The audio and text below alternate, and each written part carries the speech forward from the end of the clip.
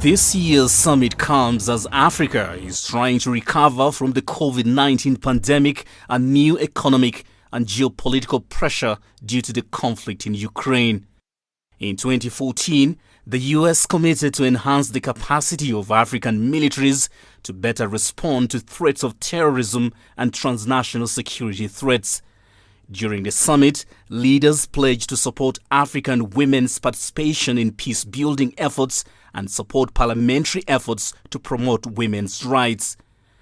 The Washington summit also resolved to expand investments in youth through education and employment creation. 8 years have since gone by, and many of the pledges have not been fulfilled.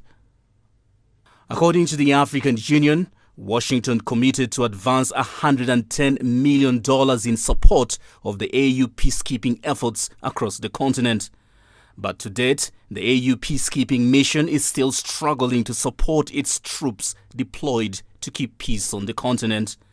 The then administration also promised to disburse $37 billion in investment to Africa in 2014, a pledge that is yet to fully materialize. In 2014, at least 50 African countries attended the first US-Africa summit.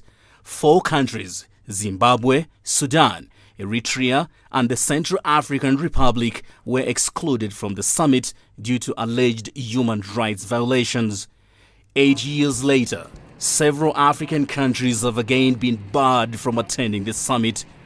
Relations between the US and Africa fell to an all-time low after former President Donald Trump used a slur to describe Africa. Washington is now seeking to restore relations which were not prioritized under the Trump administration. Daniel Arap Moi, CGTN, Nairobi, Kenya.